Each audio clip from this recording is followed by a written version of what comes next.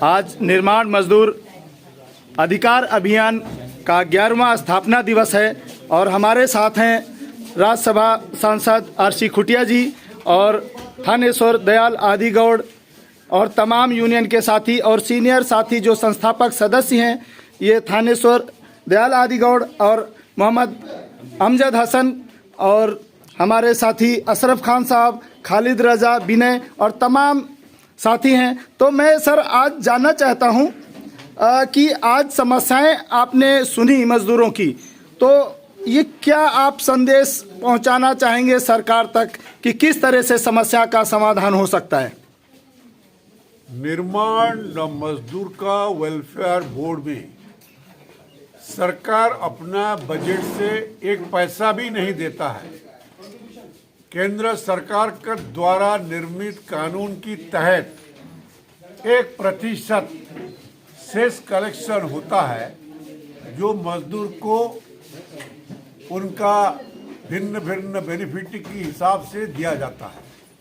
मगर ये देखा जाता है कि राज्य सरकार जैसे उनका फंड सोच के कानून की तहत लोगों को जो बेनिफिट देना चाहिए, ये बेनिफिट नहीं दे के राजनीतिक दृष्टिकोण से ये फंड को यूज करने के लिए कोशिश करता है। ये ठीक नहीं है, हम लोग उनको निंदाबाद करते हैं।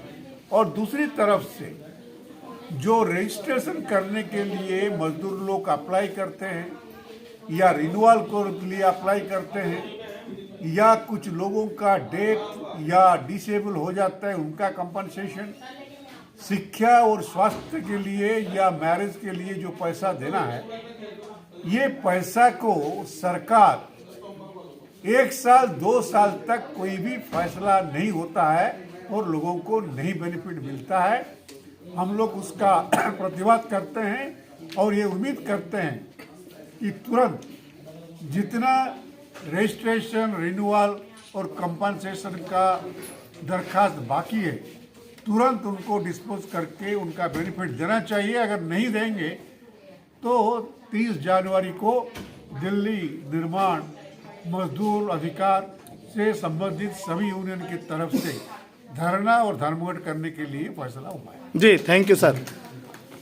जी, अब हमारे साथ हैं मोहम्मद अमजद हसन खान, जो कि बहुत सीनियर साथी हैं, तमाम संगठनों में काम कर चुके और कर रहे हैं। तो सर, इस विषय में आपने आज तमाम यूनियन के नेता थे, मजदूर साथी थे, उन्होंने जो समस्याएं बताई, इस पे आप क्या संदेश देना चाहेंगे सरकार और ये सरकारी अमला जो है इनको?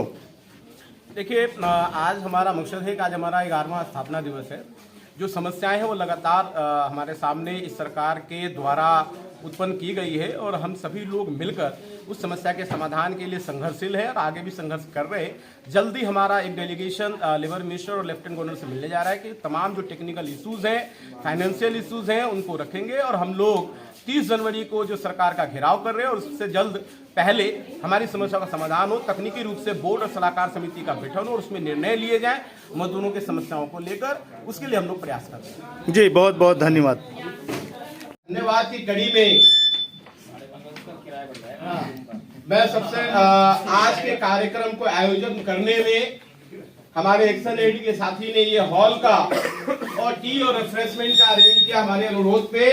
तो एक्शन एड के दिल्ली में जो हमारे उनका धन्यवाद करना चाहिए। ISI जो हॉल है, इसमें जो स्टाफ लगे हैं, जो उनका भी धन्यवाद, और अपने थानेश्वर जी का भी धन्यवाद कि उन्होंने बहुत 2 दिन से लग के अथक प्रयास और मेहनत से पूरी एक्टिविटी रिपोर्ट, साल भर की गतिविधियां को कंपाइल करना, कंपाइल करके टाइपिंग, फोटोकॉपी करा के आपके बीच में लाए। तो थानेश्वर जी ने ये पूरी गतिविधियों को कंपाइल किया, रिपोर्ट बनाई, उनके लिए उनका भी धन्यवाद। साथियों, जैसा कि आपको पता है कि हम लोग लगातार एक प्रयास कर रहे हैं और आपको बताया कि बोर्ड की एडवाइजरी और बोर्ड के रिकॉन्स्टिट्यूशन और रजिस्ट्रेशन के पोर्टल जो भी पिछले 15 दिनों से पोर्टल बंद है, उसके कारण है कि आधार लिंकेज के जो प्रॉब्लम है UID का, तो वो लिंकेज टेक्निकल नहीं है, फाइनेंशियल के लेके आधार जो है और जो आपका ई-माइग्रेशन है उसका एक पोर्टल है, जिसके लिए अभी लेबर डिपार्टमेंट ने एक अच्छा ये काम किया कि उसके ऐप और पोर्टल को बनाने के लिए उन्होंने नोटिस इनवाइट किया है, टेंडर वो अंडर प्रोसेस में है उस प्रोसेस में ऐप आने के बाद इसलिए यूआईडी हमारे जो पोर्टल प्राइवेट पोर्टल है उस पे वो शेयर नहीं करने दे रहा। उनको ये पता चला कि ये पोर्टल गवर्नमेंट का नहीं है, एक प्राइवेट एजेंसी ने बनाया है, इसलिए यूआईडी का जो आधार का जो बायोमेट्रिक सिस्टम है वो उन्होंने लॉक कर दिया है। तो हमारे बोर्ड के जो पोर्टल है उससे उनको लिंकेज नहीं करने दे रहे। अगर वही एनआईसी की पोर्टल होती तो लिंकेज होती, लेकिन जो अभी पोर्टल बनने जा रहा है, जो इनवाइटिंग हुई है टेंडर, और यूआईडी जो है निक के साथ बात करने का तो पोर्टल देगी। हमारे साथ ही खालिद ने एक बात रखी है कि हम आगे की रणनीति में हम जल्दी नए साल में, नए वर्ष में, क्योंकि इसमें 26 तक छुट्टियां हैं, पुनः हम लेबर सेक्रेटरी, लेबर कमिश्नर के साथ एक प्रतिनिधिमंडल मुलाकात करेंगे, सेक्रेटरी से बात करेंगे और प्रयास ये करेंगे कि हम लेफ्टिनेंट गवर्नर को अपॉइंटमेंट मांगा है, लेफ्टिनेंट गवर्नर से हम लोग मिलने की कोशिश करेंगे, क्योंकि अफसर शाही का मुखिया आज के डेट में लेफ्टिनेंट गवर्नर है। तो ये सेक्रेटरी और डिप्टी सेक्रेटरी से मिलने से हमारा कोई समस्या का समाधान नहीं होने वाला है, क्योंकि अल्टीमेटली रिपोर्ट लेफ्टिनेंट गवर्नर को जानी है। और ये भी अच्छी है कि अभी कल और परसों में, मतलब वीरवार और बुधवार में बहुत सारी फाइलें लेबर डिपार्टमेंट की क्लियरेंस हुई है बोर्ड से भी रिलेटेड। एक 5,000 रुपए की जो हमारी यूनियन ने मांग की थी कि पर्यावरण के काम से रुकने के कारण आप मदद करें, वो भी फाइल कल क्लियर हुई है 5,000 रुपए देने का। हमारे खालिद साहब ने एक आपके सामने एक रखा था लेटर के 30 जनवरी को दिल्ली का जो हमारा बोर्ड का मुख्यालय उसका घेराव करने के लिए, तो उसके ऊपर भी अभी हम लोग चर्चा कर रहे हैं। 30 जनवरी को हम मुख्यालय या दिल्ली सचिवालय का घेराव करने का कार्यक्रम की नोटिस अभी उन्होंने बोर्ड के मुख्यालय पे सचिव को नोटिस दे दिया है कि हम 30 जनवरी को घेराव करने और प्रदर्शन करने आ रहे हैं। तो उन सभी में आप सभी यूनियनों का सहयोग और साथ चाहिए कि हम 30 जनवरी को जब प्रदर्शन या धरना करें तो एक विशाल धरना प्रदर्शन करें, जिससे कि हम बोर्ड के अफसरों को बता सके कि ये मजदूरों की ताकत है। तो साथियों, मैं पुनः आप सभी का, संगठन की ओर से, अपनी ओर से, अपने पैनल के साथियों का, अपने आदरणीय मार्गदर्शक खुटिया जी का, थानेश्वर जी का, हमारे खालिद जी का और एक्शन एड का भी धन्यवाद कि जिन्होंने आज के कार्यक्रम के लिए हमको मदद दिया। साथियों, यहीं पे आज की जो बैठक है वो समाप्त करते हुए सभी साथी आए। हमेशा हम लोग बोलते रहते हैं और हमारे कुछ साथी सुनते रहते हैं, लेकिन मैं आज चाहूँगा कि जो हमारे बीच में बैठे हैं थाने जी से मैं अनुरोध करूँगा कि उनके सुझाव हम लें, जिससे आगे चल के और काम जो कमियां हैं वो हम पूरी कर सकें। मौका मिलेगा, लेकिन आप भी अपने इस खालिद भाई ने जो साल भर की रिपोर्ट रखी है इस पे कुछ कहना होगा किसी को तो रोक सकते हैं। चलिए, आज नहीं रखेंगे। हाँ, कोई नहीं। साथी विनय जी को आमंत्रित करते हैं। इसमें क्या है कि जो अपने नमा 10 मिनट चाहिए। नमा का जो भी आज तक का जितना 11 साल का था, तो उसमें अमजद जी ने सबको बता दिया। अब इसमें आगे कुछ जोड़ने को नहीं है, और जो 1 साल की उपलब्धि थी ना, वो खालिद भाई ने बता दिया। अब इसमें यही है कि जो नमा की मीटिंग है, कि जैसे बोर्ड की मीटिंग में बोलते हैं ना कि 6 महीने नहीं हुई, तो बीच में क्या है कि हमारी नमा की भी मीटिंग 6-6 महीने नहीं होती। तो इसको अगर है ना, क्योंकि इस समय सबसे ज्यादा दिक्कत आ रही है बोर्ड से हो है ना, तो है ना कुछ भी काम नहीं हो रहा इस समय बोर्ड में। तो हम लोगों को भी चाहिए कि थोड़ा सा हम लोग भी हर 2 महीने में, जैसे है ना शुरू में डिसाइड हुआ था कि हर दूसरे महीने बैठक होगी, और जिसकी जो समस्या होगी वो सब लोग एक सामूहिक लेके चलेंगे। तो अभी फिर से थोड़ा कि जैसे शुरू में एक्टिव था नमा, अब है ना हम लोगों को याद है कि हम तो पहली मीटिंग से हैं, कि नहीं पहली बैठक में, कि जब हम लोग लेबर ऑफिस में जाते थे तो अधिकारी पूरे सम्मान के साथ बैठाते थे, सुनते थे, और हम लोगों को जो दिक्कतें होती थी वो उसी समय हो जाती। अब आज की डेट में तो अधिकारी सब आ गए, कोई किसी को जानता ही नहीं है, क्योंकि यूनियन का लेबर ऑफिस में जाना ही छोड़ दिया। बहुत सारे ऐसे लोग हैं तो जिनको आज की डेट में ये नहीं मालूम कि अधिकारी कौन है ना। तो थोड़ा सा फिर से हम लोगों को सबको एक साथ होके और थोड़ा सा है ना, कि जैसे वो संघर्ष का रास्ता था ना, फिर से उसको सबको लेके एक बार वो चलो मुझे भी बोल। तो साथियों, पुनः मैं अपनी ओर से इन 11 वर्ष को संगठन को पूर्ण करते हुए और आप सभी में जो इस कार्यक्रम में आए हैं उसके लिए बहुत बहुत धन्यवाद, आभार और स्वागत। उन्होंने समय जल्दी कर दिया, नहीं तो वो बहुत लंबा जा सकते थे। तो मैं इसी कड़ी में फैसला हुआ और अगला साल 2024 हम सभी के लिए अच्छा होना चाहिए और आप सभी के लिए अच्छा होना चाहिए। और जितना अपना अपना यूनियन का मेंबरशिप, हमारा अच्छा होने का मतलब आपका मेंबरशिप द्विगुणी 2 टाइम्स 3 टाइम्स मोर होना चाहिए। यही हमारा आपका शुभेच्छा है। Thank you. धन्यवाद अमजद जी, खालिद भाई। साथियों, अभी जो सुबह से हम लोग बात कर रहे थे, रिपोर्ट के अंदर भी कुछ चैलेंज हम लोगों ने रखा है। अभी 2-4 अभी हमारा पिछले 10 दिन पहले ही एक ऑडिटोरियम में कार्यक्रम हुआ था। आप लोग अधिकतर लोग उसमें उपस्थित थे और खुंटिया जी भी उसके अंदर आए थे। तो खुंटिया जी भी उसमें कार्यक्रम में आए थे। तो उसमें हम लोगों ने काफी कुछ बातें रखी थी, लगभग 14 मांग हमने उसमें रखी थी स्थितियों को देखते हुए। आप लोगों को पता होगा कि अभी जो मेन है कंडीशंस में, वो आपको हाईलाइट कर देता हूं, बाकी आप लोग भी उसमें जोड़ सकते हैं। एक तो ये है कि अभी पिछले 10-15 दिनों से जो हमारा रजिस्ट्रेशन का काम है, जो ऑनलाइन पोर्टल है, वो काम नहीं कर रहा। उसका कारण बताया जा रहा है कि कुछ उसमें टेक्निकल प्रॉब्लम है, आधार के साथ माइग्रेशन नहीं हो रहा, कुछ लिंक है। लेकिन सच्चाई ये है कि जब से 1 मार्च से ई डिस्ट्रिक्ट से ये जो अपना बोर्ड का पोर्टल शुरू हुआ है, वो तब से ही कुछ ना कुछ उसमें लगातार कमी रही है या गड़बड़ी चलती रही है। कभी भी वो बंद हो जाता है, कभी चलता है, कभी नहीं चलता।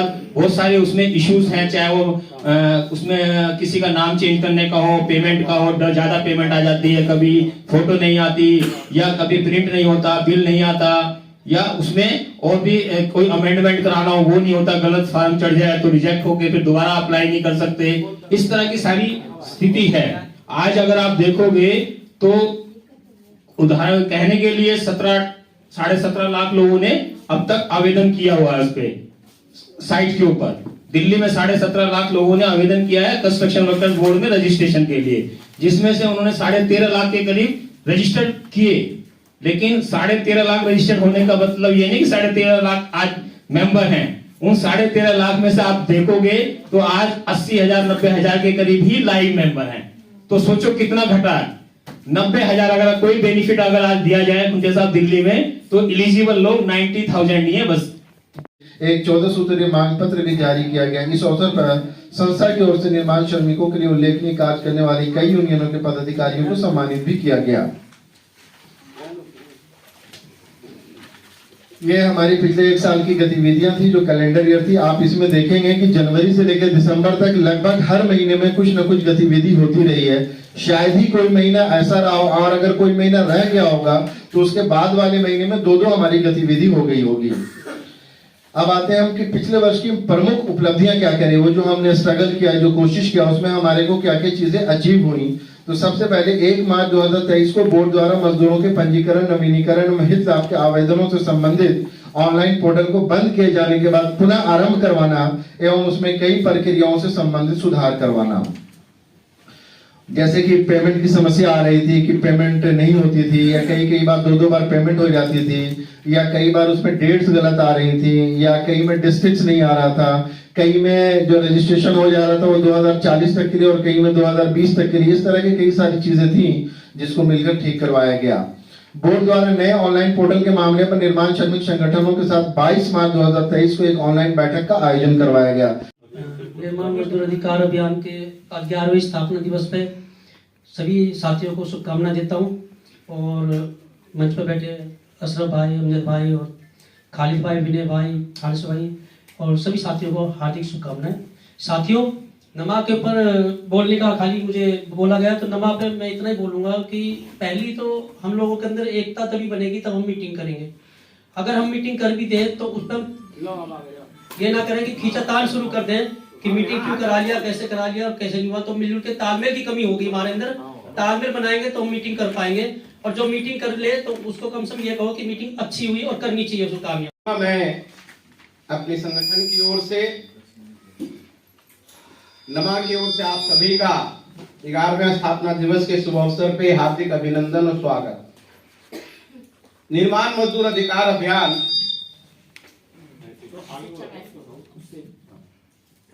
की स्थापना इसी प्रांगण में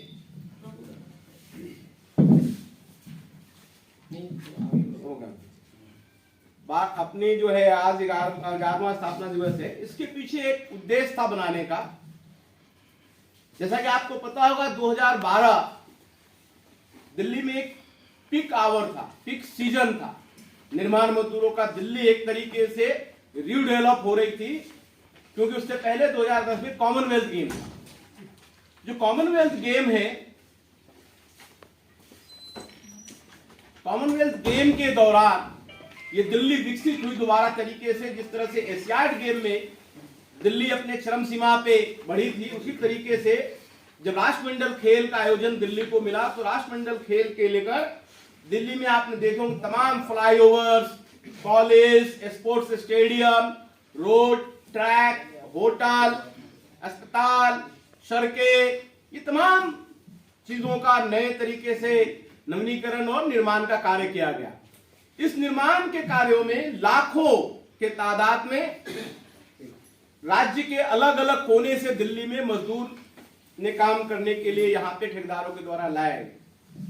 कॉमनवेल्थ गेम के दौरान बहुत सारे मजदूरों के साथ जो पेटी कॉन्ट्रैक्टर है, सब कॉन्ट्रैक्टर है या उनके बड़े प्रिंसिपल एम्प्लॉयर है, उनके द्वारा मजदूरों के अधिकारों से वंचित रखना, उनको न्यूनतम मजदूरी, सुरक्षा, सामाजिक सुरक्षा, आवास, ये तमाम चीजों की दिक्कतें होने लग गई थी।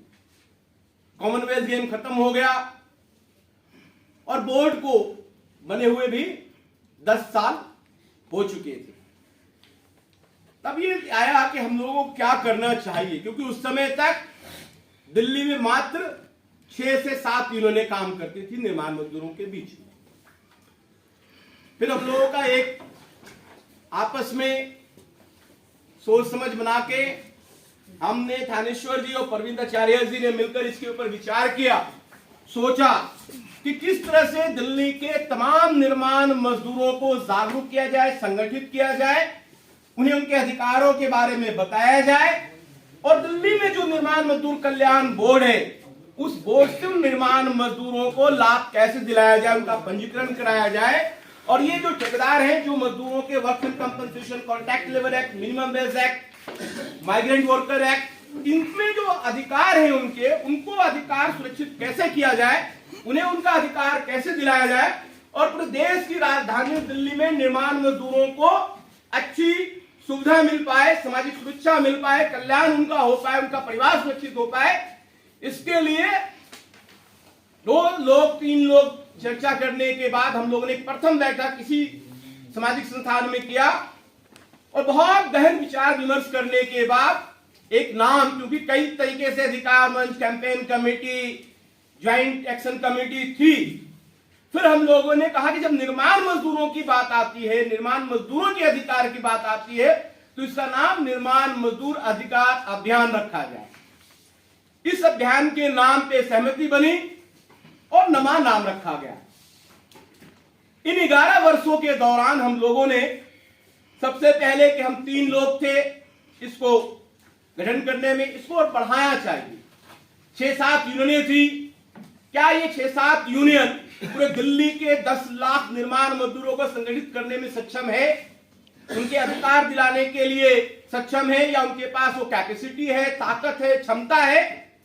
तो ये तय किया गया कि और जो अलग अलग यूनियनें हैं या जो लोग दूसरे सेक्टर में काम करते हैं उनको प्रोत्साहित किया जाए, जागरूक किया जाए, ऐसे यूनियन नेताओं से बातचीत की जाए कि और कंस्ट्रक्शन सेक्टर की यूनियन, निर्माण मजदूरों की यूनियन रजिस्टर्ड कराई जाए और उनको ये बातचीत की जाए कि वो और मजदूरों, जो हमारे मजदूर हैं, उनको संगठित करें।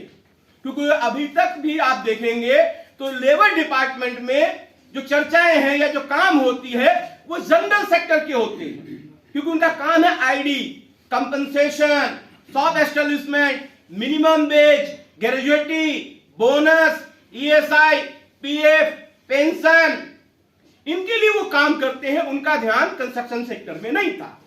इसी तरह से दिल्ली की जो केंद्रीय ट्रेड यूनियनें हैं उनके पास भी कंस्ट्रक्शन सेक्टर की ट्रेड यूनियनें इंटक और एकटक के अलावा किसी के पास नहीं थी।